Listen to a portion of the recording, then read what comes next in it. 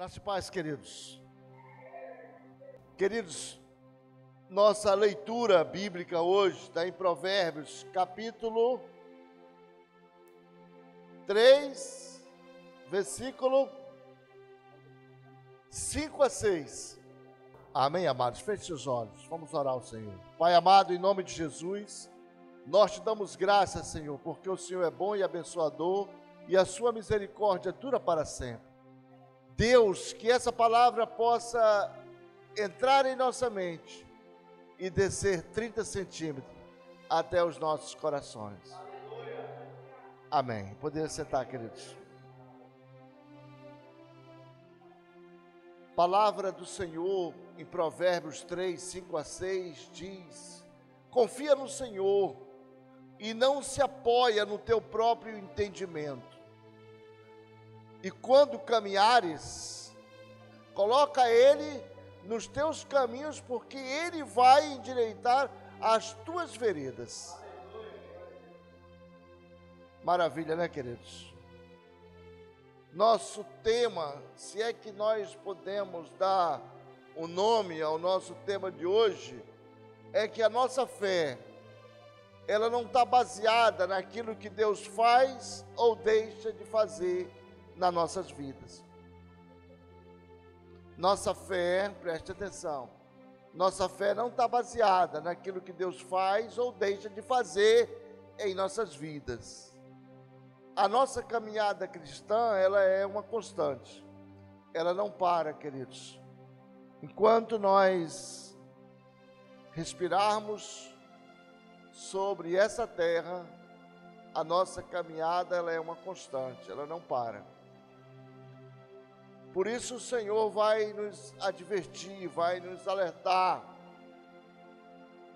que nós devemos confiar no Senhor e não nos apoiar no nosso entendimento, na nossa força, no nosso eu interior, no velho homem, mas confiar no Senhor de todo o nosso coração. E ao caminharmos nessa jornada heróica, sofredora, de lutas, de vitórias, a gente deve colocar o Senhor no centro do nosso caminho, para que Ele venha endireitar as nossas veredas e dar direção a esse caminho. O salmista, lá no Salmo 37, ele vai dizer: descansa no Senhor, descansa no Senhor e Ele satisfará o desejo do teu coração. Então, quando a gente diz que a nossa fé, ela não está baseada naquilo que Deus faz ou deixa de fazer, é para que a gente possa se atentar nessa palavra. Muitas vezes você pode estar pensando: cara, eu estou há tantos anos nessa caminhada e eu sinto que as lutas, elas são grandes. As lutas parece que elas não passam, elas não param. E eu achava que quando eu entregasse os meus caminhos ao Senhor, eu achava que as coisas elas iriam melhorar para mim. Eu imaginava que essas lutas, elas iriam amenizar, dar um tempo. Mas a luta, ela não para, ela é incessante. Asaf fez essa pergunta para Deus, questionou com Deus. E Deus responde a ele no Salmo 73. Mas a nossa luta, queridos, enquanto cristãos, ela é uma luta constante. E o ímpio, pastor? O ímpio também. A diferença é que nós estamos lutando com Deus ao nosso lado. Essa é a diferença. Existia um homem e vocês já ouviram falar muito nele, chamado Paulo, o apóstolo. Ele disse: olha, eu estou nessa caminhada com o Senhor e ainda dizem que eu sou um apóstolo fraco. Mas deixa eu contar uma coisa para vocês. Por 3 vezes eu já sofri naufrágio. O barco já afundou comigo em alto mar. Isso vocês vão encontrar lá em em Coríntios, capítulo 11.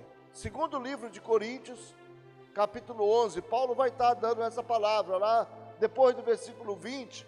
Vocês em casa, vocês vão dar uma meditada nisso. Paulo diz: olha, por 3 vezes, o barco que eu ia nessa missão, ele afundou. E eu não ia brincar carnaval e nem ia fazer farra, eu ia levando a palavra de Deus. Mas por 3 vezes, o barco foi para o fundo. Imagina você, querido, indo lá no porto, aqui em Manaus, comprar uma passagem de barco aí para ir para algum lugar, e você olha na fila, lá está Paulo. Você: não vou não.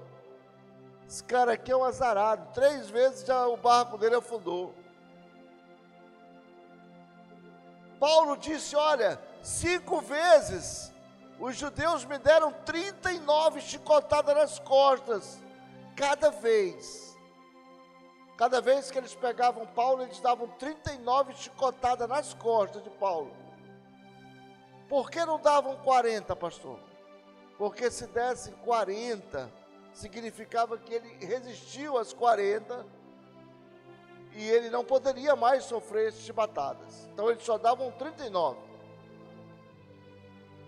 E jogavam Paulo, e Paulo deveria sair dali quebrado, todo machucado, todo com a carne toda esmiuçada por dentro.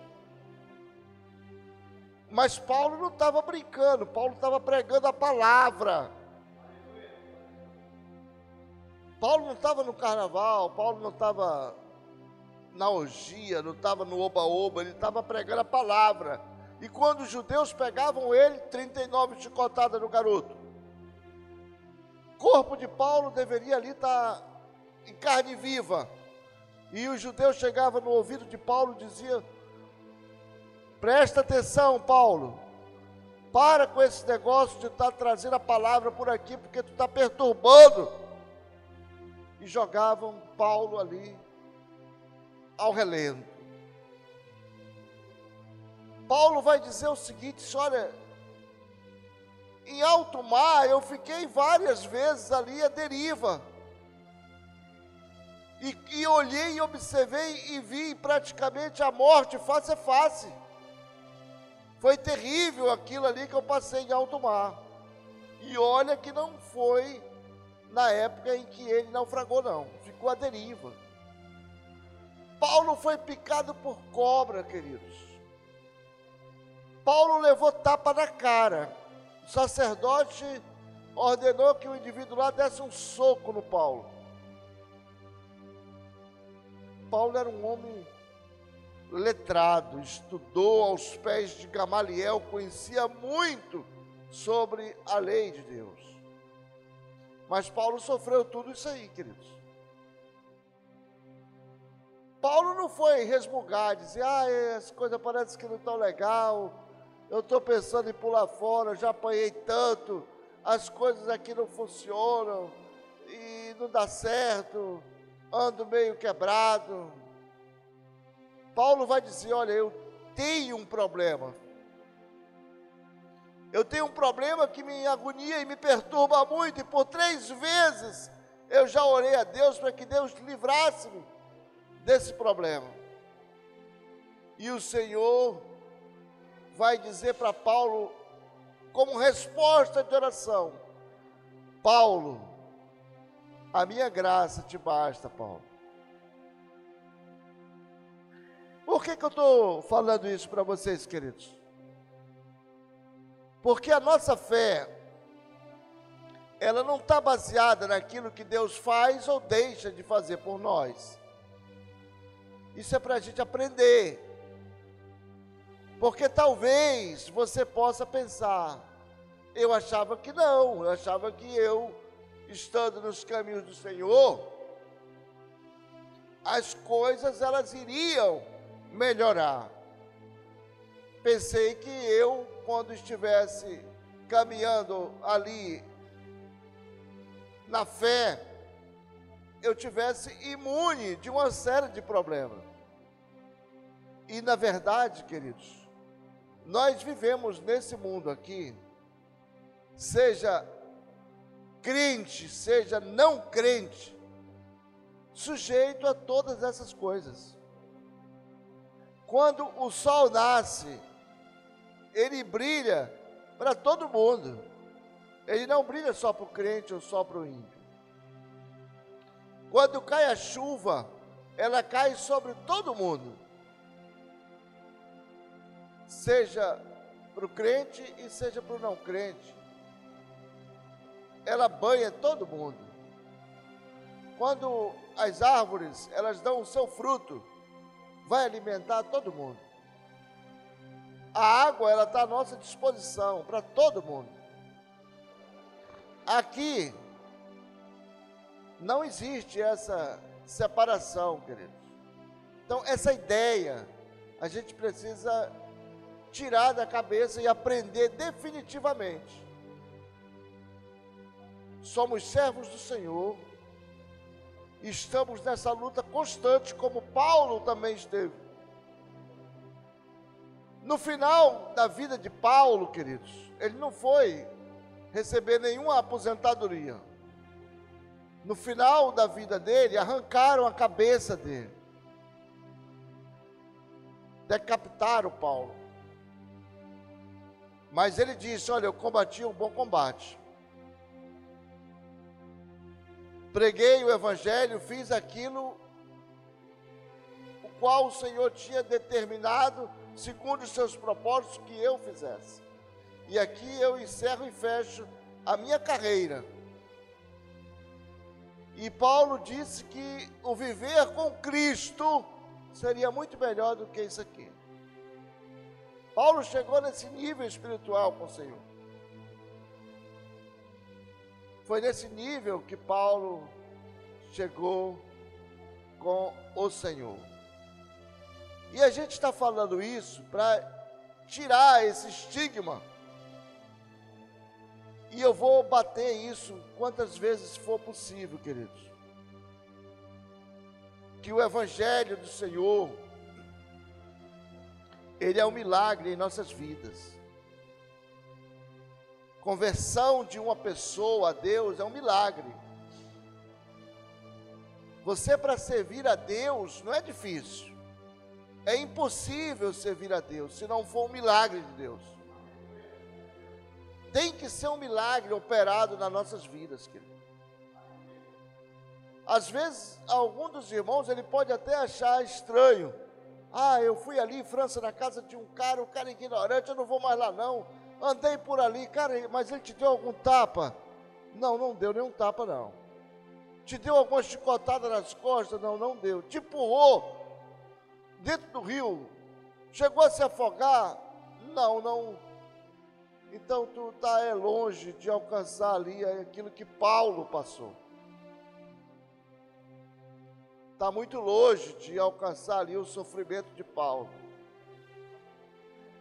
Há quem diga que Lucas, o evangelista, quando ele tratava as feridas de Paulo, que Lucas era médico, ele sentiu um desejo de entender e conhecer que Deus é esse, que esse homem adora a ponto de suportar tanta chicotada nas costas. Paulo vai dizer, queridos, no mesmo capítulo 11, do segundo livro aos Coríntios, da segunda carta, que deram tanta pedrada nele, apedrejaram ele de tal maneira, que as pessoas entenderam que ele estava morto e fizeram um montoeiro de pedra em cima dele ali.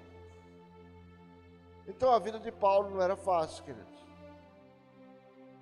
A vida do apóstolo Paulo, ela não era fácil. Luta. Era muita luta. Você não precisa passar pelo que Paulo passou. Não estou querendo jamais que você passe nada disso. O que nós estamos querendo que você entenda é que uma vida com Cristo não é um mar de rosa, como muita gente acha que é. Somente as flores. Não tem espinho, França, só flores. Só perfume, só alegria, só oba-oba. Não. Uma vida com Cristo é uma caminhada. O Senhor Jesus mesmo, ele teve que enfrentar isso. A Bíblia diz que ele foi um homem de dores, machucado, sofrido, de lutas. E ele não correu, queridos.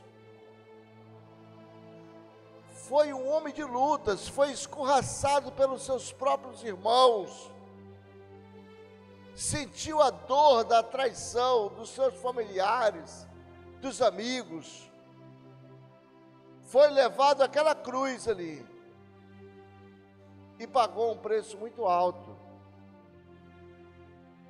Isso é para que nós possamos entender que o Evangelho não está baseado naquilo em que Deus faz ou deixa de fazer por nós. Porque quando Deus não faz alguma coisa por você, que você aperta o controle e a coisa não acontece, pelo menos aos seus olhos, você pode dizer: Deus me abandonou. E tem um monte de gente milindrado, achando que isso é evangelho. Isso não é evangelho, querido. Isso é falta de conversão. Falta de conversão, queridos. Precisa entender o que verdadeiramente é uma vida com Cristo. E você, muitas vezes, você bate o pé, faz birra, briga com o Senhor, porque acha que Deus não te atendeu aquele pedido, ele não concorda contigo. Paulo, por 3 vezes, disse: Senhor, tira de mim esse espinho da carne, Senhor. E o Senhor disse: Paulo, a minha graça te basta. E fim de conversa, queridos.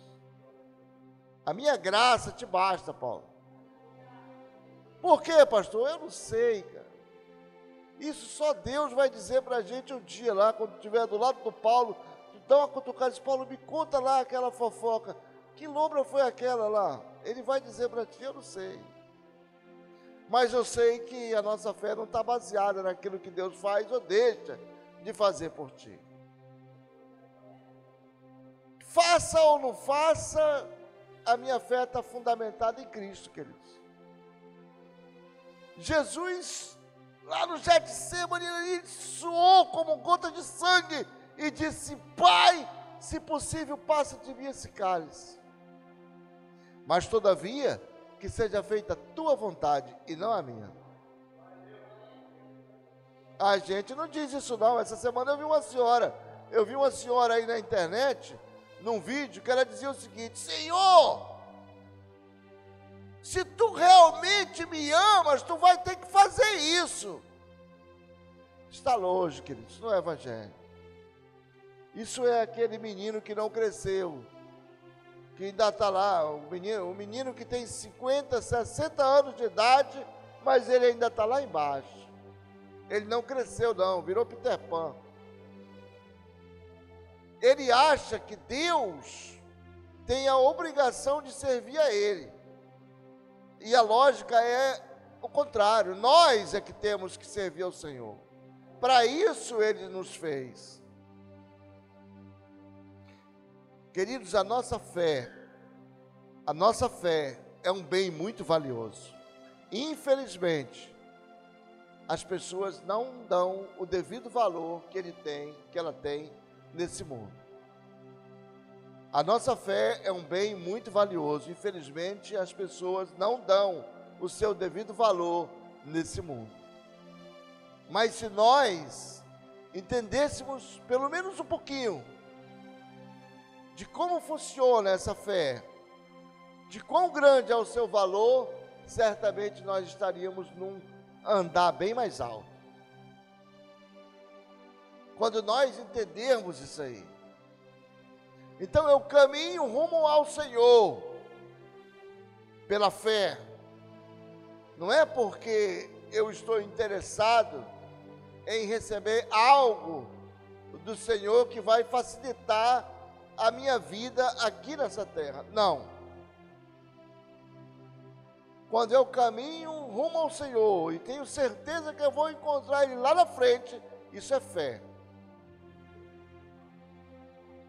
Quando eu caminho rumo ao Senhor e começo a especular as dificuldades que eu vou ter nessa caminhada, isso é crença. Eu acredito que na caminhada eu vou ter isso, vai acontecer isso aí é crença. Nós precisamos entender primeiramente isso, queridos. Entender que fé é você fechar esse ciclo com o Senhor que um dia foi quebrado pelo pecado que nossos ancestrais cometeram. Pastor, mas Jesus pagou tudo. Com certeza, Jesus pagou todo o escrito de dívida que tínhamos. Agora é com Ele. Ele diz, olha, eu sou o caminho, a verdade e a vida. Ninguém vem, não é vai, é vem ao Pai, se não for por mim. Agora a parada é comigo. Ele diz lá, agora é comigo. Agora vocês precisam ter fé para que vocês caminhem junto ao Pai. Eu sou apenas o caminho. O caminho. Porque tem pessoas que dizem, vários caminhos levam a Deus. Não. O caminho.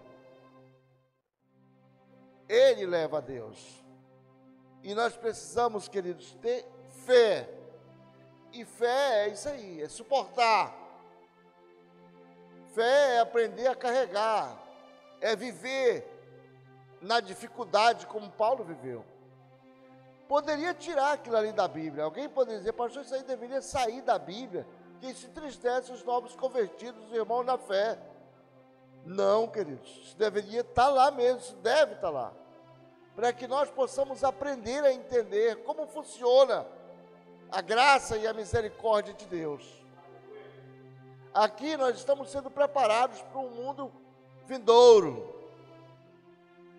Será que no mundo vindouro, se eu não for preparado aqui, eu vou chegar lá com essa ideia de querer levar Deus na conversa fiada e comprar Deus? Não, não posso. Por isso eu tenho que disputar esse play aqui, entender como funciona. Abacuque, ele estava incomodado com o povo. Vendo o sofrimento do povo, ele questionou com Deus. Questiona muito com Deus. E chegou um momento que Abacuque já não sabia mais como ele agia, se questionava com Deus ou se com o povo. Abacuque ficou numa situação e Deus vai confortar o coração de Abacuque. Vai trazer essas palavras de Provérbios 3. Abacuque, descansa no Senhor, Abacuque. Confia no Senhor e não te apoia no teu próprio entendimento. Teu entendimento não vale, Abacuque. E quanto aos teus caminhos, coloca Deus no centro dele, porque Ele vai endireitar as tuas veredas. Daí então Abacuque, ele entende a palavra do Senhor e ele pula, dá saltos de alegria. E ele vai falar aquela frase que a gente já conhece. Ainda que não haja na videira, que não haja figo na figueira, ainda que não haja ovelhas nos currais e que não haja boi, e que a erva não dê lá o seu fruto, eu não estou nem aí, todavia eu me alegrarei no Deus da minha salvação, exaltarei o seu santo nome. Isso que Abacuque diz. Tem pessoas que ele olha, ele abre a geladeira dele e não tem nada, cara. Nem um leitinho para o gato. E ele olha para o gato olha para ele, a situação está miada. E aí ele é um religioso. Ele diz, Deus está pesando a mão sobre a minha vida. Aí ele dá uma olhada na janela, ele vê lá aquela vizinha lá, que ele não gosta dela. Ele diz, então foi aquela feia que me fez alguma coisa mal. E ele começa a ficar maluco, viajar. Sabe? Mas ele não se atenta que chuva e sol, eles caem sobre nós, todos. Se está seca a geladeira, isso é um problema dele, não é de Deus. Isso é um problema dele. Aqui nós estamos registrando a nossa história. Nós é que estamos escrevendo a nossa história. E eu aconselho, encorajo a você colocar Deus na caneta ali também, para nos ajudar a escrever essa história. E escrever legal. Escrever legal. Aprender a isso. Hoje, cara, eu assisti aí o testemunho de uma senhora. Não vou entrar em detalhes, nem tem nada a ver muito com isso, mas a senhora, ela já tinha abortado 20 vezes. E o mais terrível é que ela comia o próprio feto. Então, cara, pensa bem numa situação desgraçada dessa. Uma pessoa dessa vai e se converte, e quando as coisas não começam a dar certo para ela, ou quando as coisas elas não dão certo, ela vai culpar Deus. Ele procura um culpado e ele não encontra, ele vai tentar encontrar Deus para jogar essa culpa. É assim que o homem pensa. Isso é terrível, queridos. Nós precisamos aprender, queridos. E a gente só aprende com intimidade com Deus. Cara bichado, bebeu a vida toda, todo lascado, veio para a igreja, Deus deu uma arrumada nele, ajeitou ele, preparou ele. Ele tem algumas dificuldades. Aí diz, isso é o culpado é Deus, que parece que não ouve as minhas orações. Ele faz um exame, dá alguma coisa errada, ele diz que Deus é o culpado. Deus é o culpado de 30 anos que ele ficou enchendo a cara, fumando, bebendo, farreando. A pessoa jogou mais de 30 meninos no esgoto e hoje vive bichada, Deus é o culpado. Poxa, mas eu pensei que Deus ele ia arrumar aqui. Deus te perdoou, querido e querida. Mas as consequências, elas vão seguir. Nasceu 5 meninos, França, Deus vai matar eles de forma alguma. Vão louvar ao Senhor, mas tu vai arcar com as consequências das crianças. Isso a gente precisa entender, queridos. Isso é evangelho de salvação. Não se prega mais sobre isso nos dias de hoje, são raríssimos. O cara vai para a igreja para buscar lá a bênção dele. Se aí, pastor, a minha bênção não saiu? Como se Deus fosse um deputado, um distribuidor de bênção, de sei lá. É assim que a galera... Aí ele fica estressado. Ele fica estressado, vira o beiço e diz, eu tenho meu livre-arbítrio. Eu tenho meu livre-arbítrio. Ele confunde livre-arbítrio com restrição de liberdade. Ele confunde tudo. Livre-arbítrio é uma coisa, restrição de liberdade é outra coisa.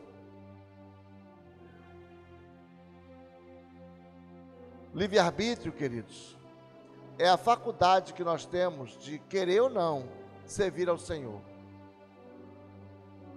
Restrição de liberdade é aquilo que você quer e não tem, não pode.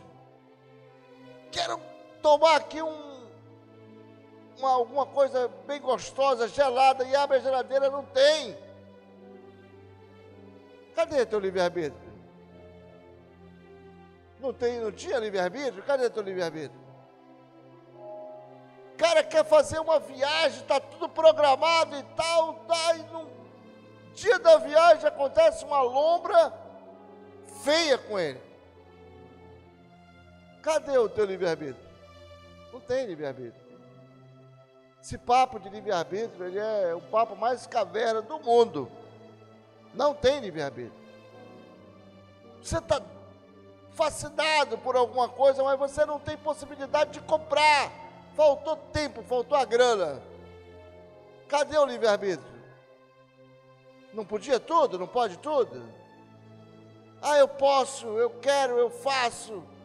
Eu sou dono do meu nariz, da minha mente. Não, cara, não é dono de nada, cara. Nós não somos dono de nada. A única faculdade que nós temos é a de escolher servir ou não ao Senhor. E mais nada. Mas isso é antigo, isso Satanás pegou lá no passado. Josué disse, olha, escolham servir ao Senhor para que vocês vivam. Eu e minha casa serviremos ao Senhor. Vocês, porém, se quiserem servir a outros deuses, é com vocês, mas eu e a minha casa serviremos ao Senhor. Então nós precisamos aprender, queridos, que a nossa fé, ela não está baseada naquilo que Deus faz ou deixa de fazer. Pastor, eu estou tão alegre, Deus me deu um carro novo. E a irmã está olhando do lado, ela não recebeu um carro novo. Então, isso pode induzir ela a dizer, quer dizer que eu estou quebrada porque Deus não me deu um carro novo. Não, cara, Deus te deu um carro novo porque tu lutou, tu batalhou por isso. Não tem nada a ver com Deus isso não, esquecer esse papo furado. Deus dá carro novo para quantas pessoas queiram ir atrás desse carro e conquistar. Como ele disse para Moisés, Moisés é a terra de vocês, mas se vocês quiserem, vocês vão conquistar essa terra no braço. A promessa está feita, mas a terra tem que ser conquistada no braço. E aí vem um covarde, dobra o joelho na igreja e diz, Senhor, me dá 1 milhão, Senhor, me tira dessa liseira, me tira dessa vida de pobreza, derrama uma chuva de notas sobre a minha casa. Isso, queridos, é chantagem espiritual. É querer manipular Deus. Mas Deus não se deixa ser manipulado pelo homem. Nós não podemos usar da chantagem para querer manipular o Senhor. Porque Deus não se leva pelas nossas palavras. Senhor, se tu não curar a fulana, eu não vou mais te servir. Isso não vai fazer nenhuma diferença para Deus. Ele continua sendo Deus. Você continua sendo você, querido. Então, chantagear Deus. Ainda tem um jargão no meio evangélico que diz que a oração move a mão de Deus. Move nada, querido. A oração não move absolutamente mão de Deus de nada. Oração é um ato de que você vai estar ali contrito diante de Deus, com o coração quebrantado, se tiver. É assim que Deus ouve. Buscar-me-eis e me achareis, quando me buscar de todo o vosso coração. Então isso é palavra de salvação, queridos. chantagear Deus em oração? Não, não pode.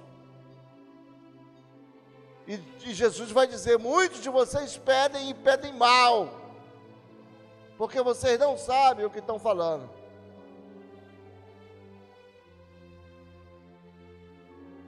Vocês não sabem o que estão falando. Paulo sofreu muito, queridos. E muitos que já passaram antes de nós, que serviram a esse Deus maravilhoso, também sofreram muito. Dedicaram a vida deles em prol de uma causa, que é o Evangelho. E eles não estavam preocupados de maneira nenhuma se isso interferia nessa fé baseada no que Deus faz ou deixa de fazer. Jó sofreu muito, a ponto da esposa dele dizer: cara, abandona esse Deus, cara, morre, porque o teu sofrimento é grande. Ele disse: tu não sabes o que fala, mulher, porque tu falas como uma maluca, como uma louca. Porque eu sei que o meu Redentor vive e que por fim se levantará. Não sei se nesse corpo ou fora dele, mas só sei que vou ver ele face a face.